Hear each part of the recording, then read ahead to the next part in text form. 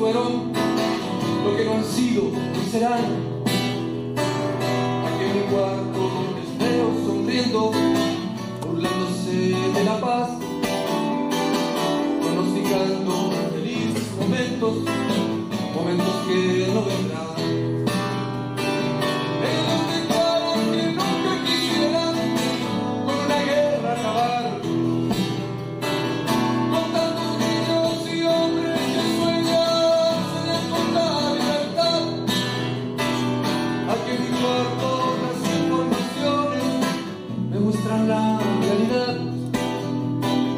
Aquí en mi cuarto les veo sonriendo, no hablan con sinceridad. Guárdanos, Señor, con tu amor. Guárdanos, Señor, en tu paz.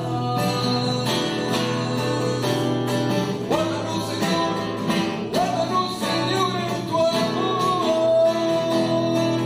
Es que sin Dios no se vive, sin amor no se construye, sin amor la dicha de vivir, porque sin él imposible es que los hombres dejen todos sus rencores y decidan perdonarse.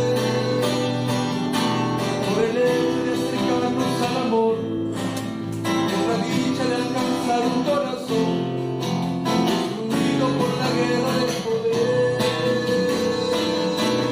Es que sin Dios no se vive, sin amor no se construye, sin amor la dicha de vivir, porque sin él imposible es que los hombres dejen todos sus rencores y decidan perdonarse. Por el hecho de acercarnos al amor, por la dicha de alcanzar un corazón destruido por la guerra del poder.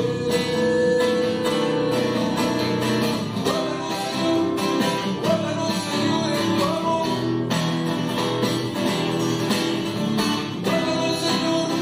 Guárdanos, Señor, en tu amor.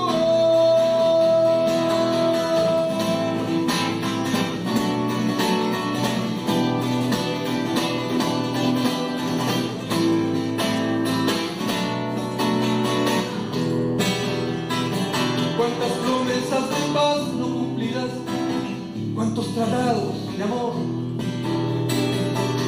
Siempre nos cuentan las mismas historias, nunca se terminarán. El mundo entero se agita y el tiempo corre detrás. Cuántas ventanas que tristes se abren, cuántas que ya no verán. El sol que alumbra los días del mundo. Amados hermanos, discípulos del Señor Jesucristo, hijos de Dios, agradezco al Señor en esta mañana de domingo, el último domingo del mes de noviembre del año en curso 2020 del calendario gregoriano, esperando que la paz del Señor esté reinando y gobernando cada parte de tu mente, de tu corazón.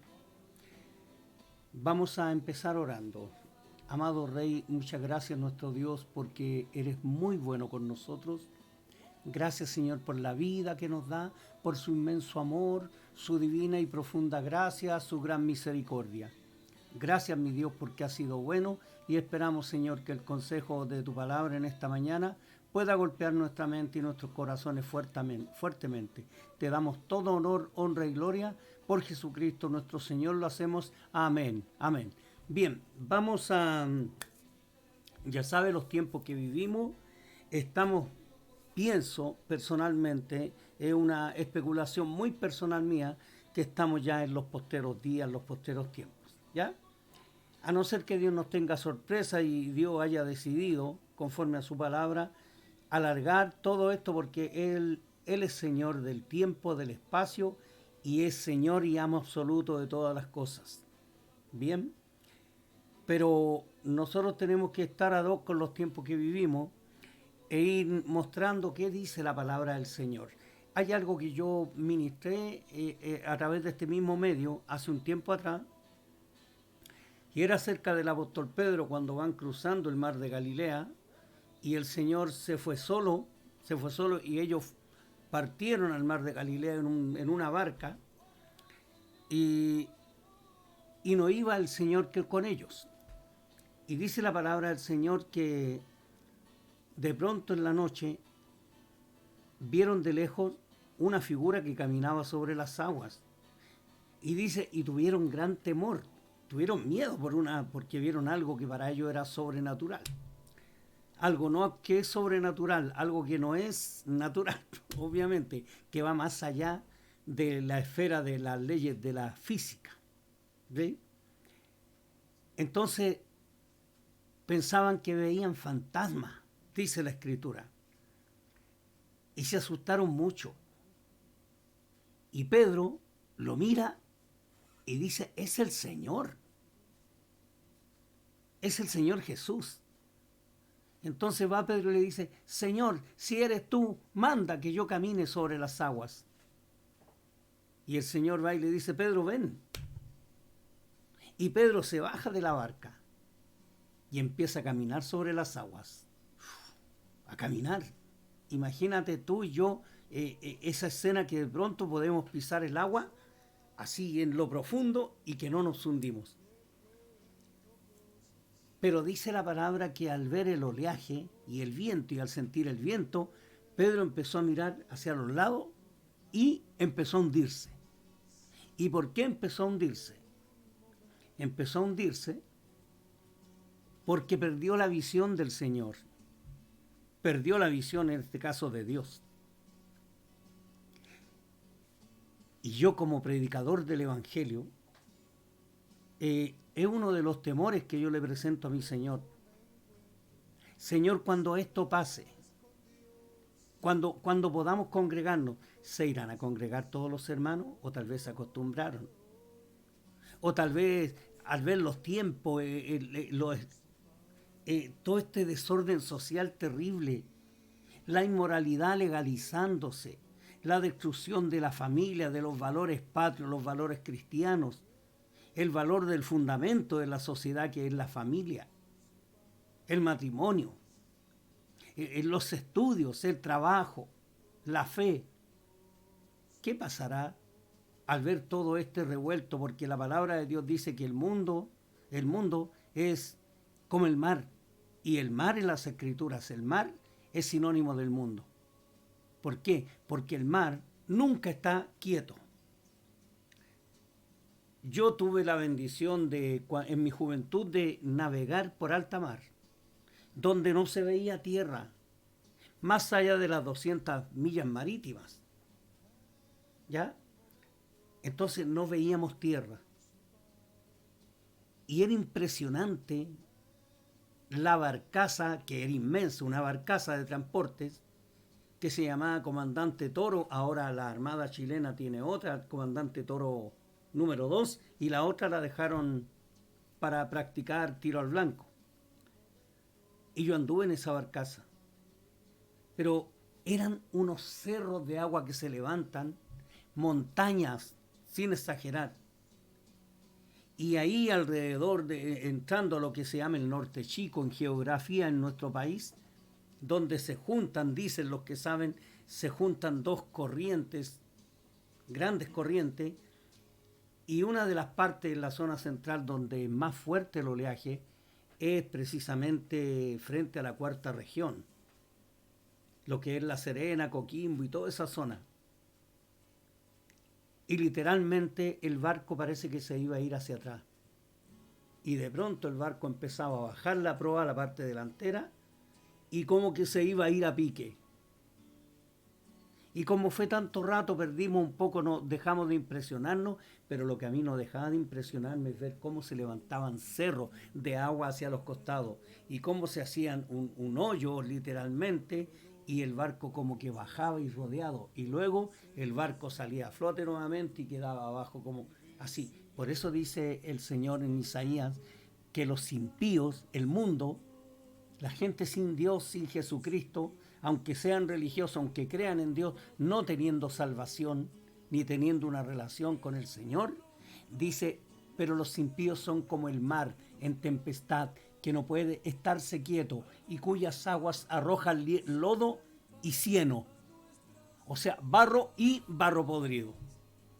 El lodo es barro y el cieno es barro podrido, de este que da un olor nauseabundo que a veces sale en los veranos de las alcantarillas, acá en el Gran Santiago.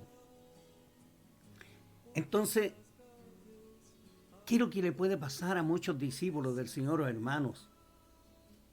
Yo no sé más allá, porque nosotros sabemos cosas que van a venir, pero vagamente. Porque en realidad todo lo conoce el Señor únicamente.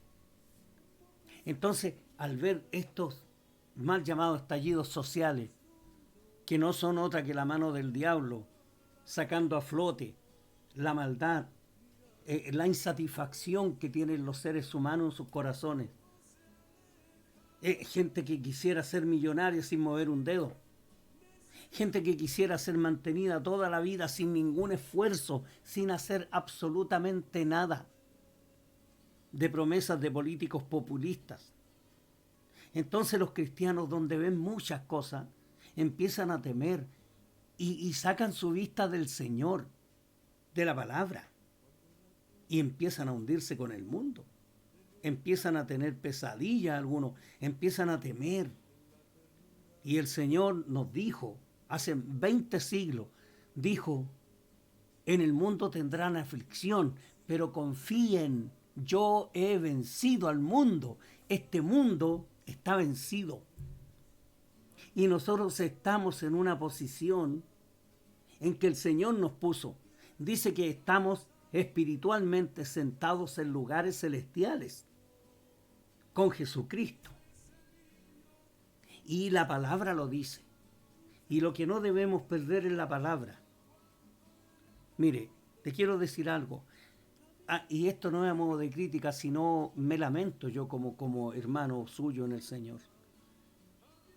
Hay gente que está en las iglesias y no tiene idea de nada. Están llenos de ideologías humanas y mundanas. ¿Y por qué es eso? Porque no reciben la palabra. Y es la palabra la que nos va a sostener. Esa misma gente que en los tiempos en que la iglesia se congregó libremente, por decenas, por décadas en Chile, libremente, eran los mismos que les gustaba más una danza, una música, una canción, que lloraban, se emocionaban con las letras de una canción y decían después, ¡uy, que estuvo linda la reunión, que estuvo bello el culto, qué lindo! Y le decían, sí, ¿de qué ministraron? ¿Qué predicaron? Ay, no me acuerdo, pero el culto estuvo lindo. Se perdió lo más esencial.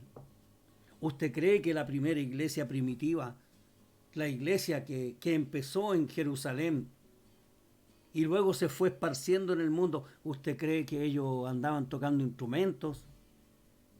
Lamentablemente hay iglesias hermanas que no pueden hacer culto si no hay música. La música es linda y alabar a Dios. De hecho, el culto judío tocaban instrumentos y cantaban a Dios. Pero la iglesia primitiva tuvo otra visión. A veces cantaban un salmo y también habían cánticos nuevos. Muchos de los escritos de Pablo eran cánticos de los primeros cristianos que inventaron, por no decir que el Espíritu Santo los inspiró a hablar cosas maravillosas de Dios.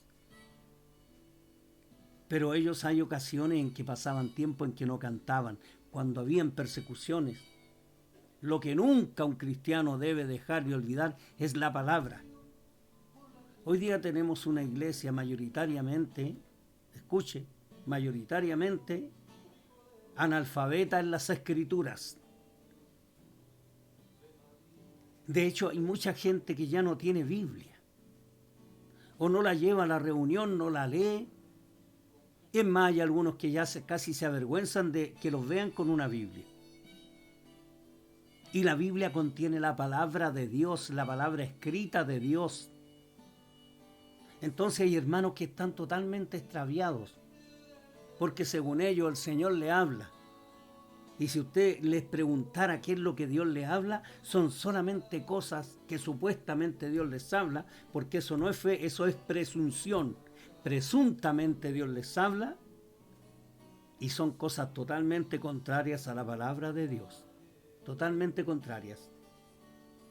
Entonces, mi deseo, y yo sé que esto lo recibo de Dios, es que los hermanos empiecen a meterse la palabra a la mente y al corazón, memoricen, no esté pendiente de otras cosas mientras ministramos. Cuando estamos leyendo la Escritura, léala con nosotros.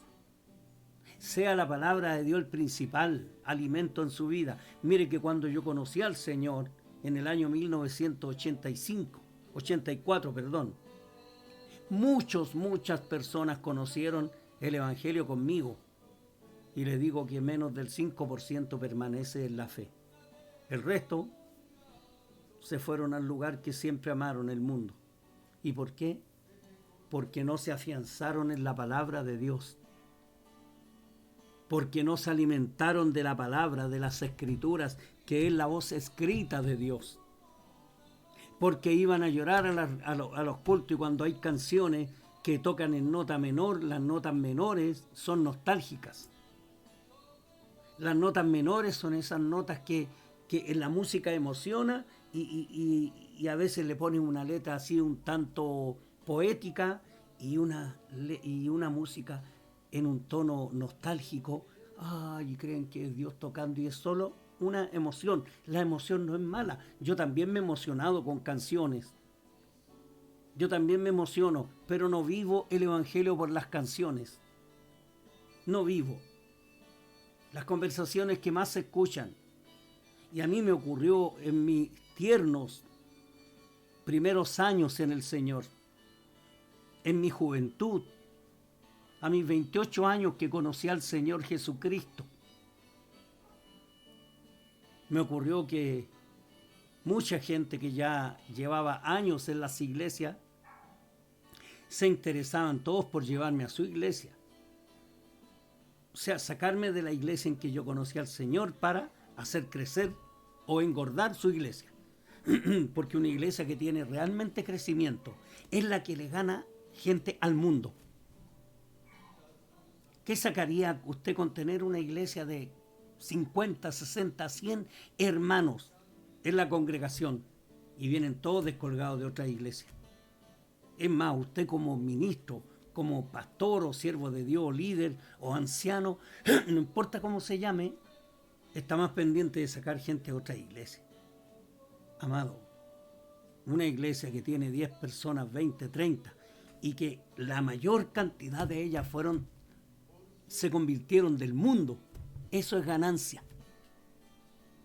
Eso es, yo conozco congregaciones incipientes que hay 3, 4 personas. Sí, evangelizan, hablan, oran mucho y no han crecido aún. Pero la gente que está ahí se convirtió. Se convirtió. Es una persona que conoce a Dios. No estoy diciendo que sea muy positivo que la congregación sea siempre pequeña, no lo digo. Pero recuerde que Jesús, para estimular a los grupos pequeños, dijo que donde hay 2 o 3 congregados en su nombre, Él está en medio de ellos. Y Él habló una realidad. Porque Jesús nunca mintió, no nos miente y no nos mentirá jamás. Porque Dios no es hombre para que mienta, ¿no? Por algo a su Espíritu Santo se le llama el Espíritu de la verdad.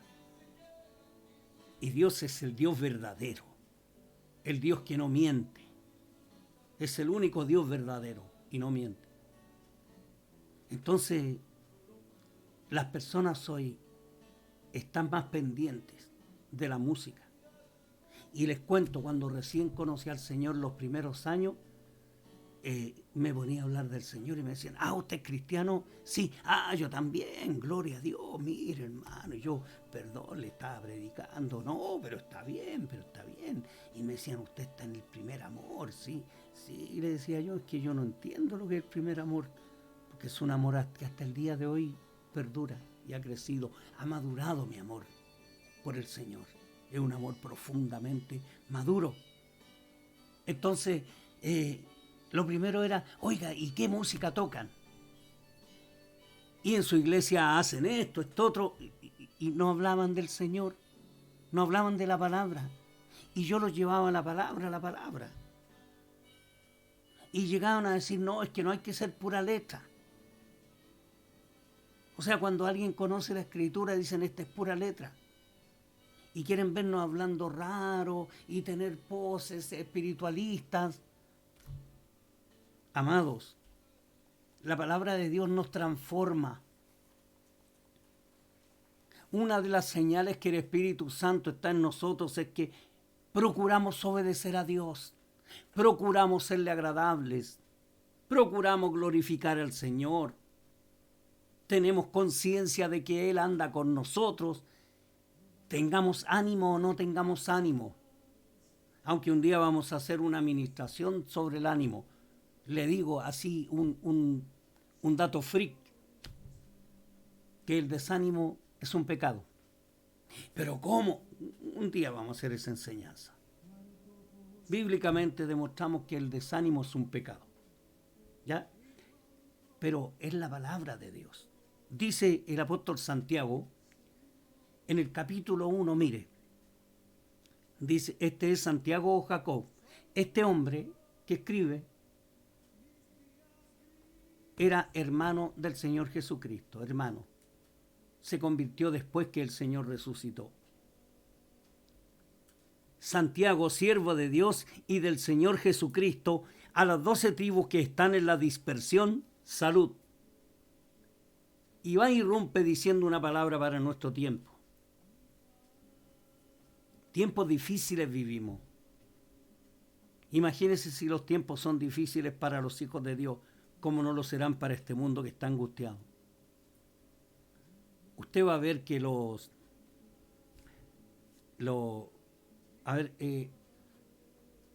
la gente tiene un vacío en mente y corazón. Y usa muchos sucedáneos. ¿Qué es un sucedáneo? Que es parecido a lo verdadero, pero no es verdadero.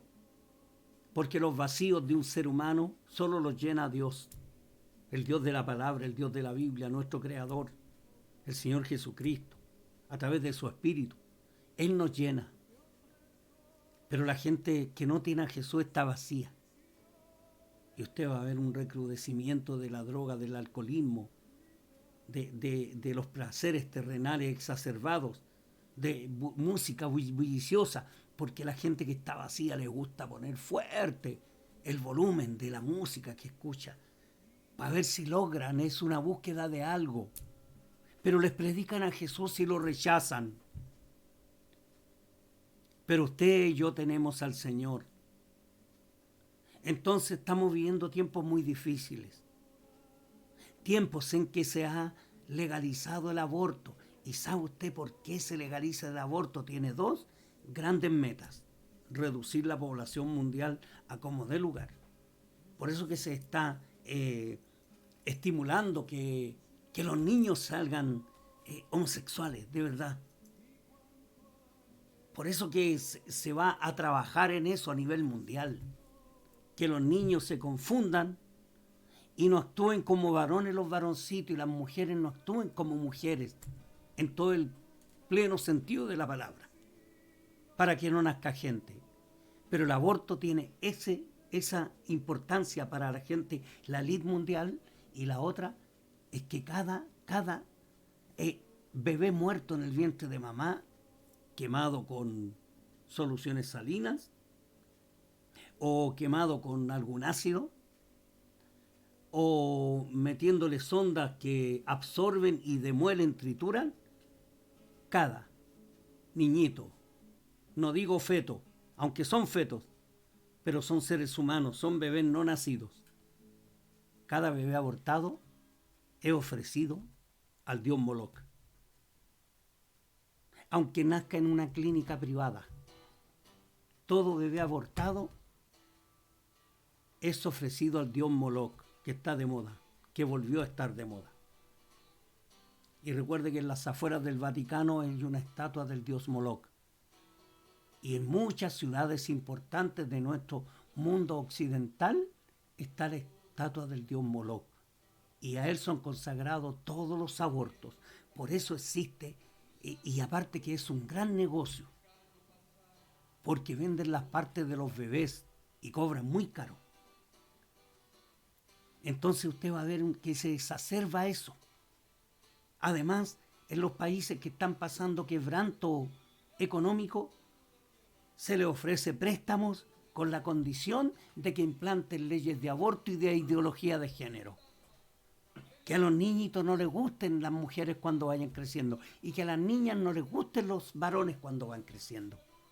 Por eso la iglesia debe orar más que antes. Los que tienen buena salud y pueden ayunar, ayunen. Ayunen. Un día vamos a hacer una enseñanza sobre el ayuno también. No, el ayuno no tuerce la voluntad de Dios, pero hace fuerte una iglesia. Los demonios retroceden ante una iglesia que ora.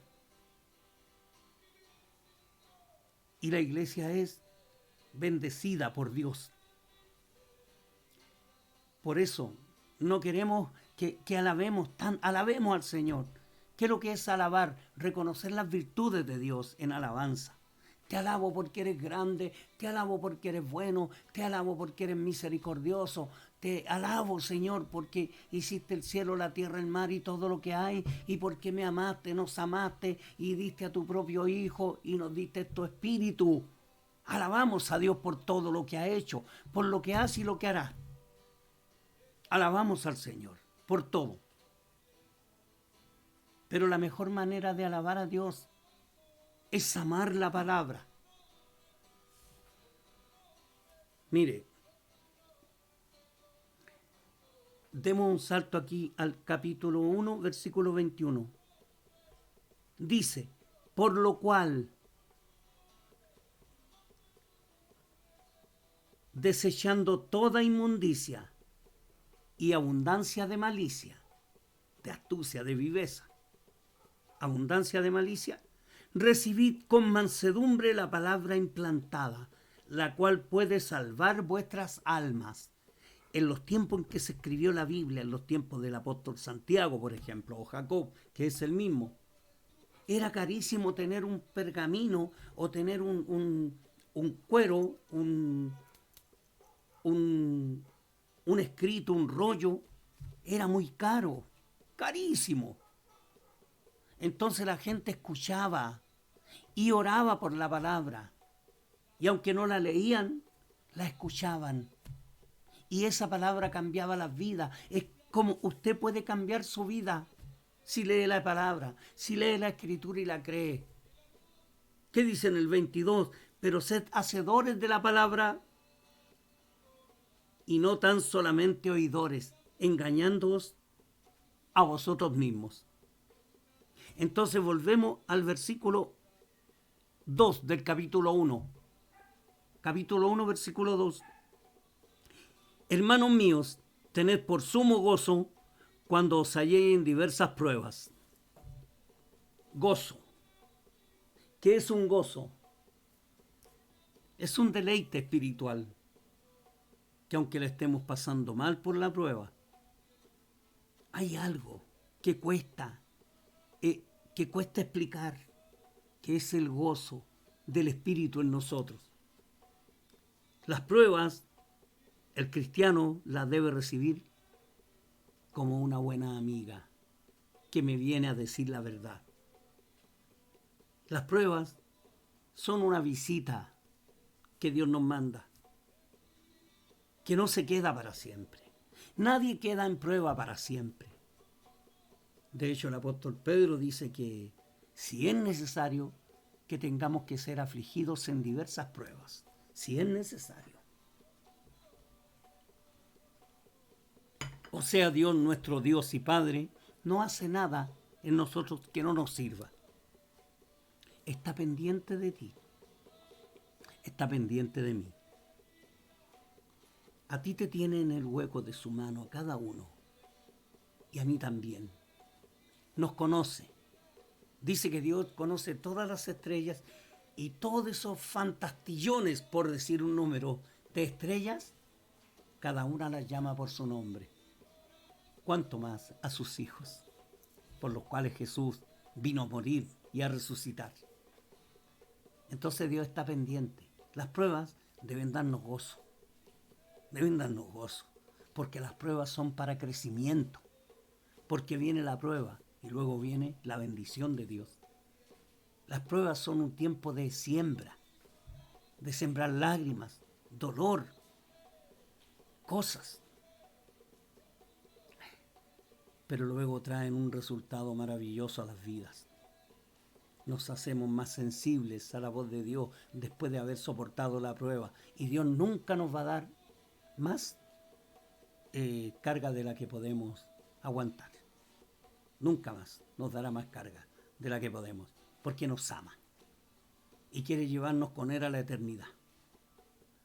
Entonces dice 3, sabiendo que la prueba de vuestra fe produce paciencia. Dios prueba nuestra fe. Y aquí quiero aclarar algo. ¿Por qué Dios nos prueba? ¿Para conocernos mejor Él? No. Dios nos conoce. Dios nos conoció desde antes de crear todas las cosas. Dios ya me conocía. Desde el vientre de mi madre me escogió para ser su hijo, para revelar a su hijo en mí, para poner su espíritu en mi cuerpo que estaba recién formándose en el vientre de mi madre. Y Dios me escogió de ahí, y Él sabía que yo me iba a llamar de una manera. Y Él conocía ya mis defectos, conocía mis pecados que yo iba a ir cometiendo desde antes de conocerle y después de conocerle. Y Él sabía que me iba a arrepentir y Él me iba a perdonar y me iba a levantar como a ti.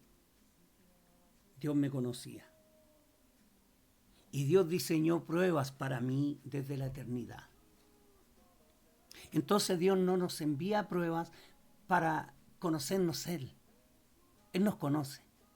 Las pruebas nos hacen conocernos a nosotros mismos. Porque hay un gran filósofo, que no me recuerdo en este momento, que dijo, lo más difícil es conocerme a mí mismo, dijo él. Uno se puede conocer al verse en un espejo y se puede conocer una parte de la fisonomía, o en un espejo de cuerpo entero, el talle. Si somos muy flacos, si somos muy gorditos, si somos una sílfide, si estamos bien, si estamos mal. Las pruebas son para que yo me conozca, porque Dios me conoce. Dios me conoce. Las pruebas me hacen bien a mí, no a Dios. Dios no necesita nada. Yo lo necesito todo, todo. Entonces, amados míos, la palabra de Dios nos habla fuertemente y nos habla de una manera preciosa. La palabra no tiene que ser linda, sí tiene que ser edificante. Dice 4, estábamos, el 3, sabiendo que la prueba de vuestra fe produce paciencia. Y la paciencia está dentro del fruto del Espíritu. Está dentro de lo que el Señor forja nuestro carácter. Porque la fe, la prueba produce paciencia, ¿ya? Y la paciencia es una palabra compuesta que significa paz y ciencia. Es decir, la paz profunda que produce el conocimiento de lo que somos y de lo que Dios es. Porque las pruebas, cuando salimos de las pruebas, me hacen ver la majestuosidad de nuestro Dios, de nuestro Padre. Aleluya por eso. Entonces, 4, mas tenga la paciencia su obra completa, para que seáis perfectos y cabales, sin que os falte cosa alguna. Perfectos es que estamos completos. De que en Jesucristo estamos completos, perfecto. La palabra completo significa perfecto, no sin errores. Por ejemplo, este platillo, ¿lo ves? Este platillo está entero, no le falta nada, está perfecto, pero tiene una que otra rayita. Sí, tal vez tiene unas picaditas que ni se le ven, o algunos defectos, pero el platillo en sí está completo. Cuando somos perfectos es porque estamos completos en el Señor.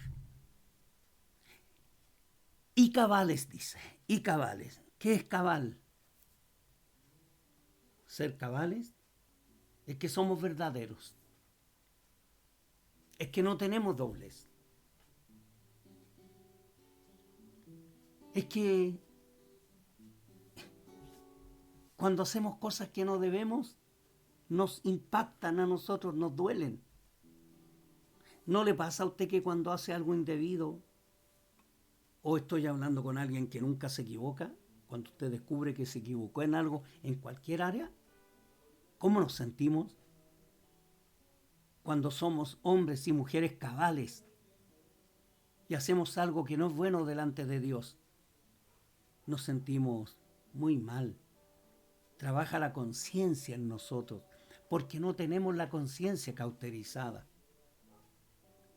Ya no somos capaces de vender a nadie, de traicionar a nadie, porque la traición es una de las cosas más bajas que puede cometer un ser humano, y los hijos de Dios no son traicioneros. No pueden haber pastores que traicionan a otros. No puede ser. Entonces Dios, a través de su palabra, nos va informando y nos forma. No solo nos da información, sino que la información de la palabra produce en nosotros una formación, nos va formando como hijos perfectos y cabales, dice, sin que os falte cosa alguna. Y si alguno de vosotros tiene falta de sabiduría, pídala a Dios, el cual da a todos abundantemente y sin reproche, y le será dada. Esta semana empecemos por entender que podemos ser sabios. Sí, el principio de la sabiduría, dice Proverbios, es el temor del Señor.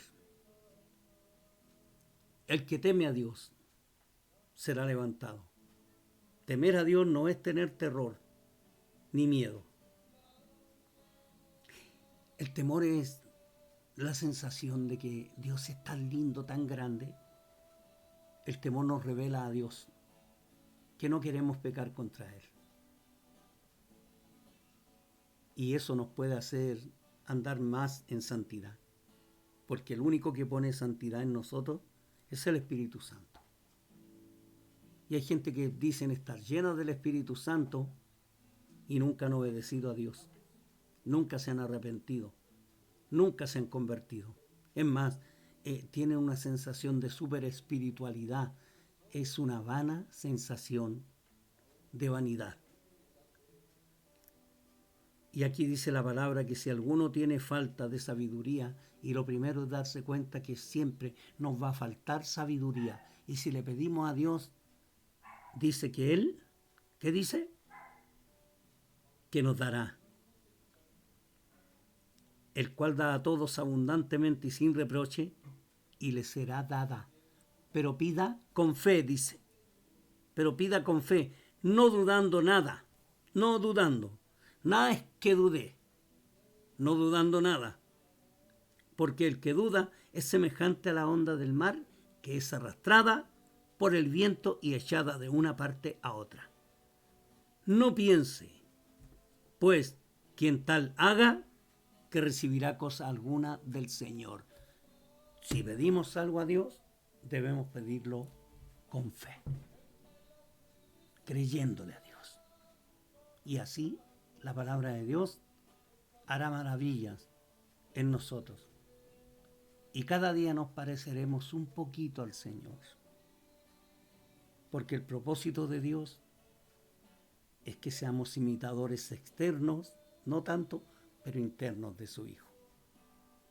Que amemos a Dios, le seamos fiel y nos convirtamos en predicadores de la palabra a este mundo que tanto lo necesita, con un carácter forjado por las pruebas, forjado por la palabra, en la compañía de Dios. Dios es el gran maestro y nos está forjando. Vamos caminando en este mundo por el camino angosto y nos espera un oasis pletórico de gozo, de bendiciones eternas.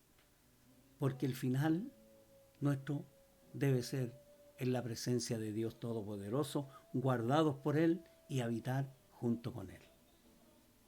Que la paz del Rey llene sus vidas y corazones. Amado Rey, te agradezco tu bondad, tu presencia, tu misericordia. Gracias porque has sido bueno, Señor, porque has tomado nuestras vidas, nos has bendecido. Te damos todo honor, honra y gloria, mi Rey. Muchas gracias, bendice a cada uno de los que escuchan, de los que ven. Y Padre, haz tu obra en este mundo. En medio del conflicto de este mundo, Señor, aviva tu obra.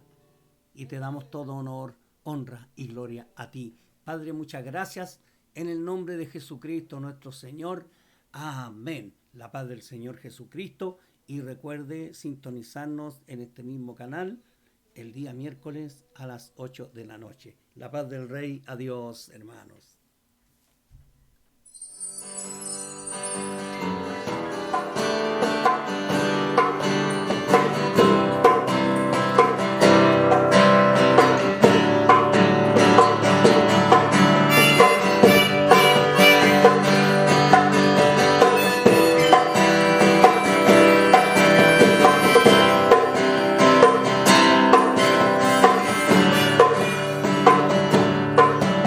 La tempestad del siglo me despierto a jugar.